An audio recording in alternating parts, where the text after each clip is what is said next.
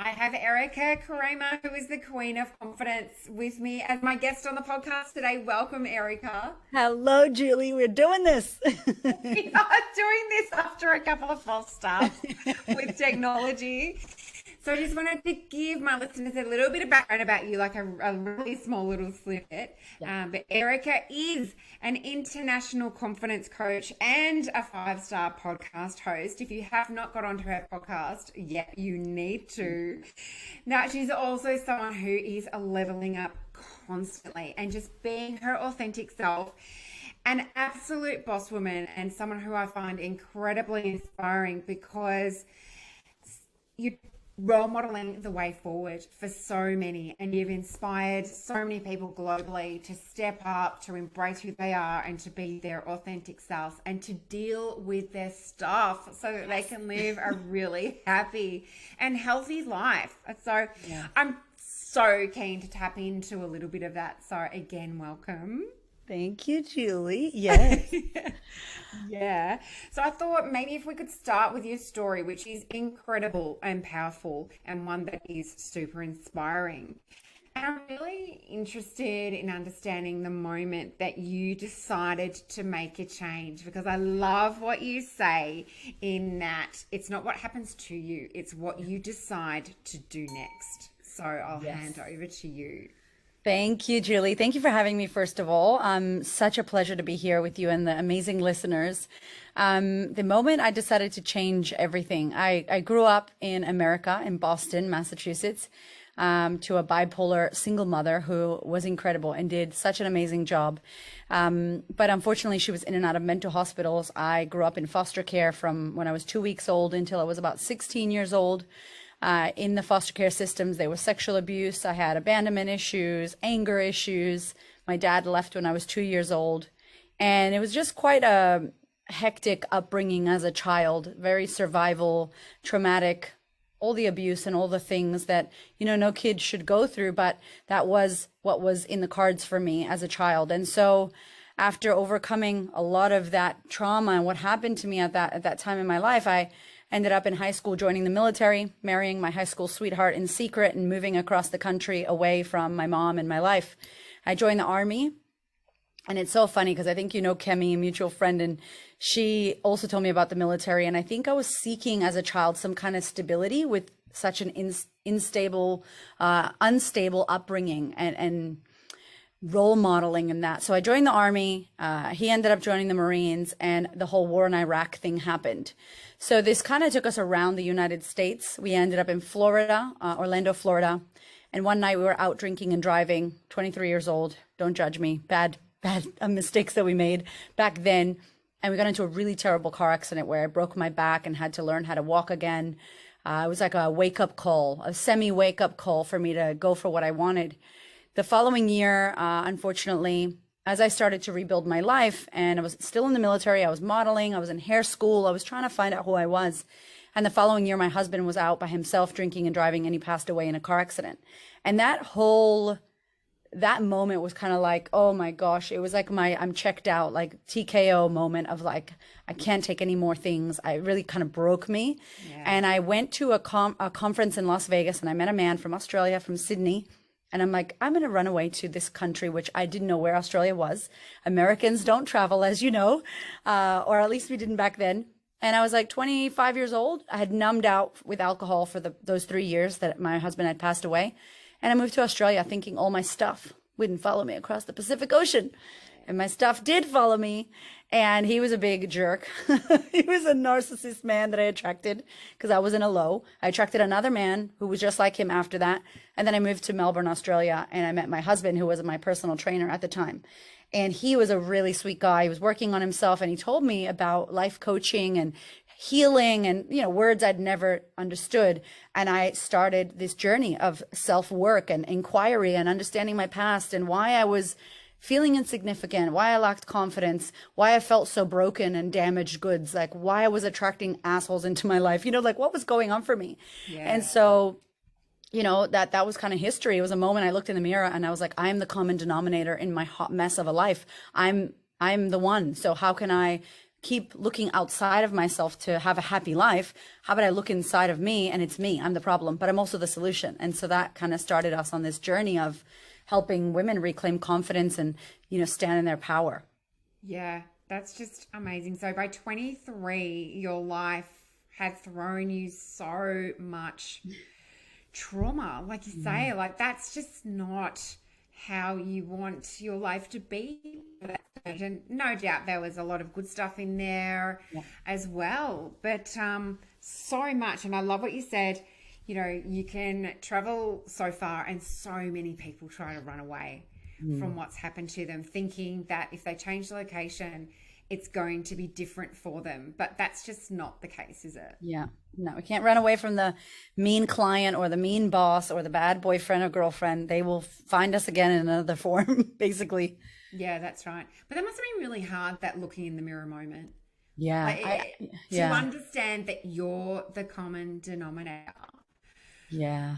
It was a lot of pain. I think you reach those points and people don't really move unless they're squeezed and pushed to the edge. And I said to my ladies, I'm like, please don't wait to be pushed to the edge. Don't wait for a near-death experience, cancer, a death, a divorce, disease, death, the 5 Ds. Don't wait for that. Like, learn from other people that share stories, like on your podcast, and you've interviewed so many amazing people. It's like, learn from others instead of having to do it yourself. But sometimes we get stubborn and we need to experience what living on the edge looks like. And we get pushed until we get to that breaking point. We're not miserable enough. We're not unhappy enough. We're not broke enough. We're not, lacking confidence enough. And then we get that point and we're like, okay, that's it. And sometimes it's too late. Other times, it's uncomfortable, but I think sometimes we need to get pushed to that edge, unfortunately.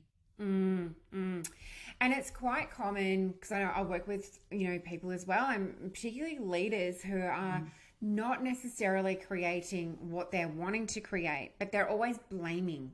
It's always someone else's fault, whether it's their team or whether it's the organization or their family, or it's something. There's always the blame game, which I'm finding to be really common at the moment, to be honest. Yeah. Particularly through 2020 and this year, we're both in Melbourne, and we've had some pretty massive bloody curveballs thrown at us with bloody lockdowns galore. But it's like, I was listening to one of your podcasts where you were talking about there's so much anger.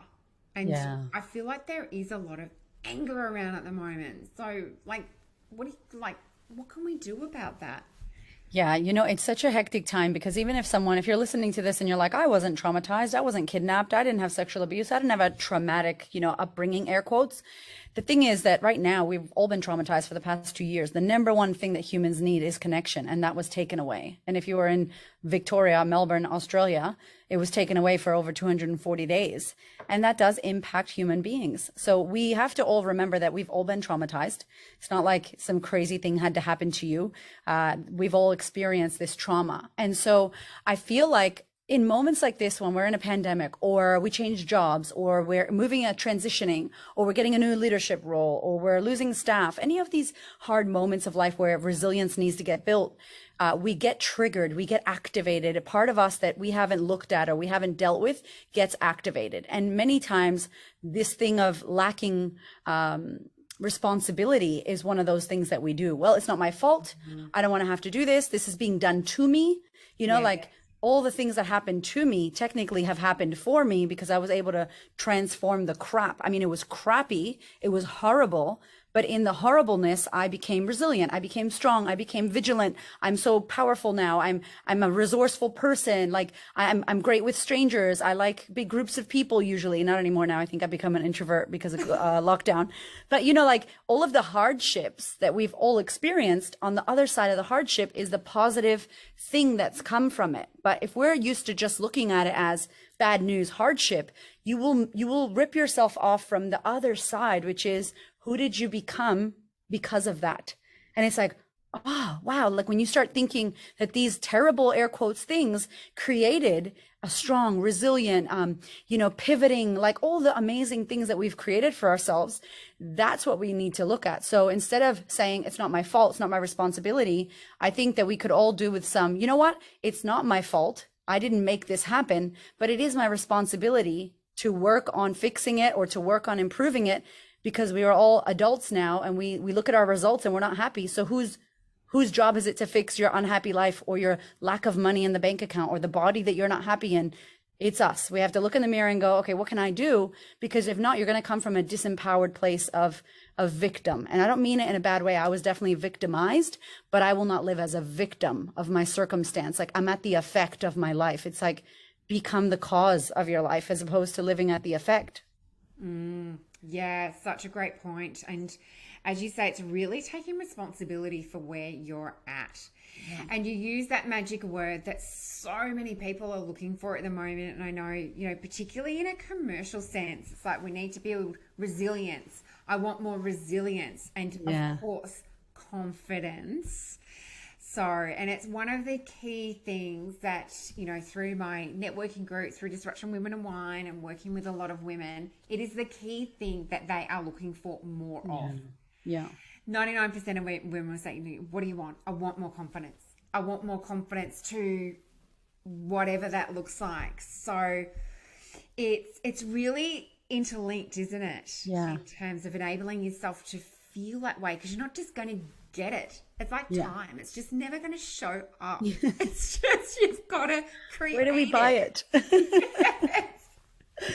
It's true. It's true. Yeah, I think that and I always try to do like a myth busting whenever I can speak to women about, if I only had more confidence, if I only had more time, if I only had more money. And it's like, it's not going to change anything, because no one reaches confidence and then it's done. You know, it's a practice. I like to say it's a practice. It's something that you work on, you commit to every day, minute to minute, second to second, you know, second to second. Sometimes I know in the last 2 years, I've practiced confidence second to second. You know, there's been ups and downs in the same minute. I'm like, oh, and then I'm like, oh, you know, it's just like, who do I want to be right now? How can I act? And so I want to just take away the idea that confidence, some people are confident and other people are not. That's not true. No one is confident.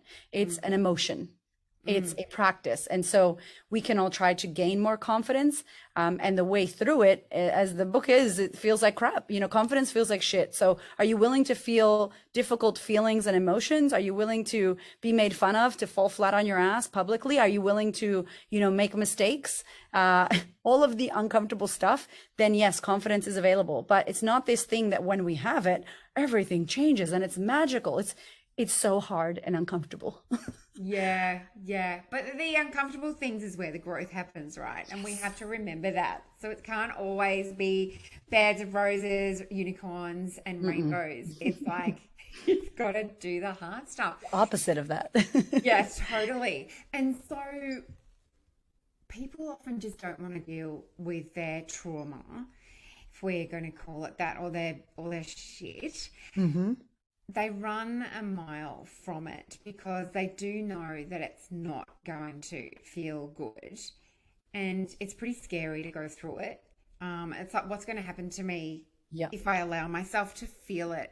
And I know you're very big on, if, you know, not investing in you is expensive, right? Just stealing one of your quotes. Yes. And, so how do you help people to work through it? I know it's like one of your biggest things, and we're going to get to your November offer towards the end, but it's like, you know, you've got to do it. Yeah. Well, I think it's so funny because a lot of the women I speak to, we have probably more moms, working moms or business women who come into our program. And I think one of the biggest fears is that if we open up our stuff, you know, Pandora's box of crap that we buried and shoved under the carpet, and we're like, nope, not right now. You know, all the things that we buried and we think is not a big deal, air quotes. And we're like, I don't have time to deal with that. I got to do this. And we put on this fake mask and we're happy and everything's great. And the reality is, you don't love your body. You don't love your relationship. You don't love your bank account. You're not happy. You're not fulfilled. If any of that's true for you, then we could mask and pretend all we want. But the reality is, deep down inside, we're not fulfilled. We're not truly happy. And I think COVID and the pandemic really showed us this. Alcoholism has gone up. Screen time has gone up. The numbing out of our lives has been next level because we don't want to be left alone with our thoughts in our home, trapped with our family members. I mean, sounds like a it's a nightmare, right? For most people, because we numb out of our lives by working a lot and distractions and going to Greece and escaping our lives and traveling and drinking wine. It's like, can we look at the fact that you're not happy in your marriage, or that you're not making enough money, or that you think you're not good enough? Like, let's look at that.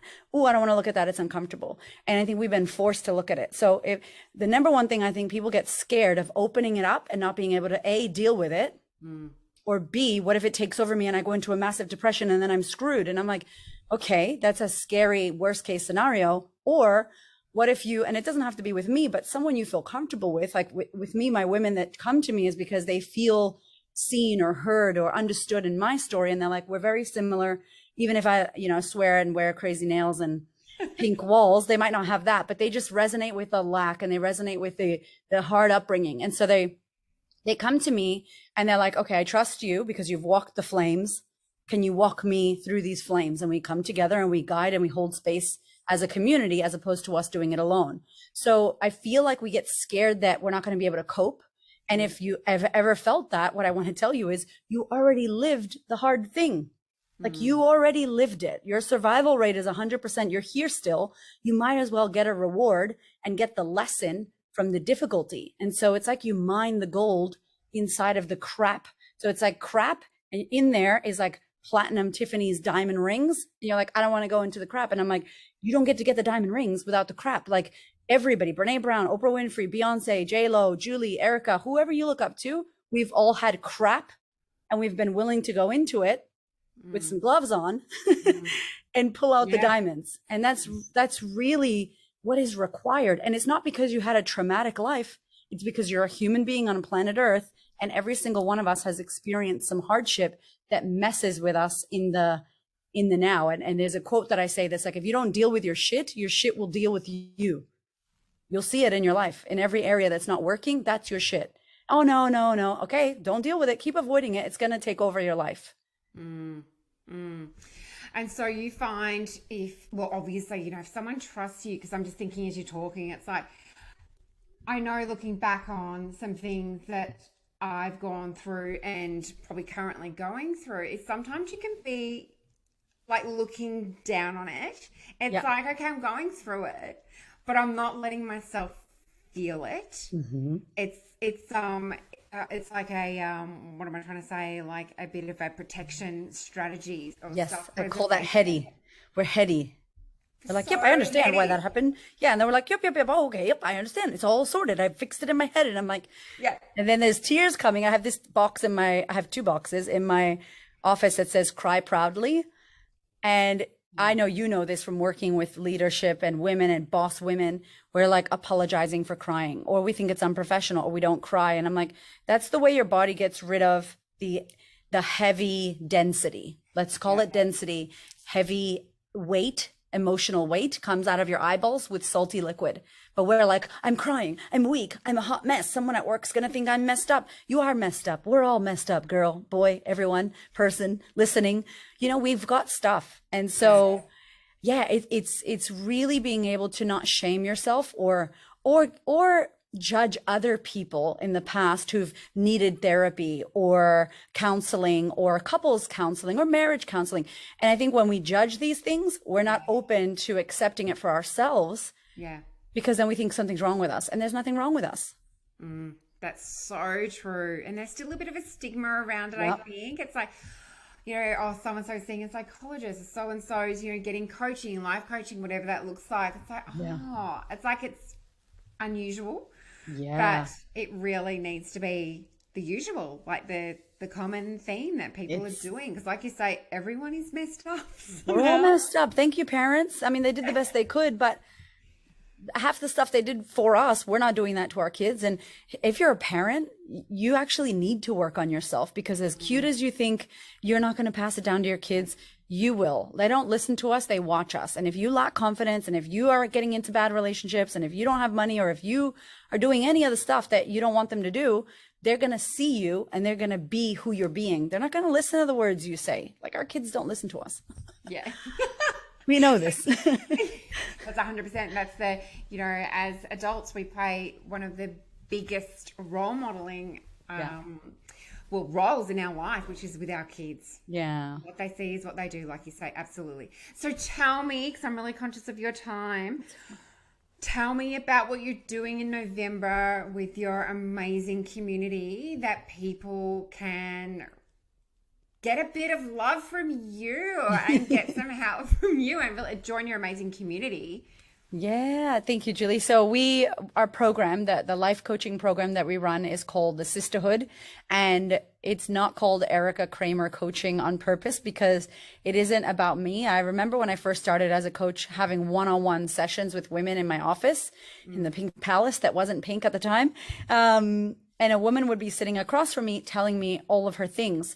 And I'm like, yep. And I'm helping her one-on-one. And then she would leave and another woman would come in. And I'm like, oh man, if that woman could just meet that woman, everybody would feel so normal. Yeah. And then I told my husband, I don't want to do one-on-one coaching. And it's not because of time over money. You know, if I opened my books tomorrow one-on-one, people would pay the money. It's not that. I just genuinely, Julie, was like, when do we sit as women together and share our raw shit? Like, where does this happen? Nowhere. We're in comparison or we're dressed up really fancy. We're not breaking down, crying in front of each other, sharing how insignificant we feel or how, you know, someone sexually abused us or how our partner said this to us. There's no safe space for women to do that. So I wanted to create a sisterhood, a group of women that we could do that. So I feel like our ancestors did that. I feel like our grandparents sat in circles and shared. And so I said to all of my clients, we're going to meet in a group. I'm going to do group coaching and we're all going to benefit. And when you want one-on-one, you're going to jump in the hot seat with me. And we're going to use your example in your life so that everyone else can get the lesson through you. You kind of become like the beacon. And then most people won't have to ask a question because everyone can feel who's on the stage or who's on the hot seat in Zoom or whatever it is. And so we created this community in Melbourne first, and then we went global. So we've got 500 women have come through the program in like 40 countries. It's a live program. It's not an online course. There are modules and lessons. There's live coaching. We've got probably 150 women in Australia and about 200 and something in other countries around the world. And so it's our thing. The Sisterhood is the program that I take people through. It's 12 months of live coaching. It is accountability. It is sistership. It is a safe space for you to be a hot mess. So you don't have to come sorted. You can come with all your stuff and it's safe and everybody shares. And we have accountability sisters. So people like find people in their area that they can just connect with. And so in November, I decided, this is the first time we've ever done this because I don't like discounting my stuff. And I don't think anyone should discount their stuff, especially not life coaching. Because if you gave someone coaching or therapy for free, I think, and I'm from ghetto food stamps. We had no money. So I'm not saying this as a, rich person who's never had to worry about money. I've always had to worry about money as a kid. So I still believe, though, we invest in nails and hair and lashes and cars and expensive fucking prams, and like shoes, Gucci, all that stuff.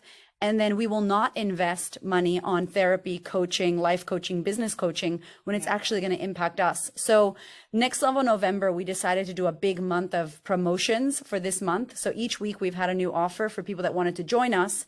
And it's basically been like, it's the end of the year. The year didn't go as we planned, all of us. Okay, I don't care who you are. This year did not go as planned. Can we all agree on that? Yeah. And so we decided that this year we would support women who want to do this work on themselves and incentivize them with some weeks. It's been like a bonus course bundle. And last week it was like buy one, get one 50% off. So you could do it with a friend or a family member. This week is like a Queen's bundle. So you get all this merch. I'm staring at the box. It's a really pretty box with books and just beautiful stuff to help you and support you. And then next week, which is the last week, it's like a Pink Friday frenzy, which I can't say what it is because it's a special thing that we've never done. And so we're just trying to incentivize women who either financially have struggled because of COVID and the pandemic or have been in the shit and have just felt like no one gets me. I can't put myself first. I have to ask my husband permission to invest in myself. All that stuff that we hear. I'm sure you hear it as well. Yeah. And we wanted to make it easy. Before we think about Christmas and gifting people, it's like, can you give yourself a gift to work on yourself? And I don't like for people to join unless they kind of try my podcast or follow me and they understand my flavor, the loving bitch slap flavor. the big sister flavor. And if they're like, Erica's my woman, then I'm like, come on. And if I'm not, find someone. Don't tell yourself you don't need to work on yourself. You do. Okay, we all do. And I still do. So yeah, that's what Next Level November is about. Oh my God, amazing. And I do love what you said in terms of that group style coaching, because it makes you feel validated. It's like, Yes. oh my God, I'm not alone. I'm not going crazy. I'm not crazy. And yes. Yeah. So I love that. So I'm going to be sharing all the links for people to get Thank you. that with the podcast, and also your amazing book, Confidence Feels Like Shit, and it does. And but it's so worth it.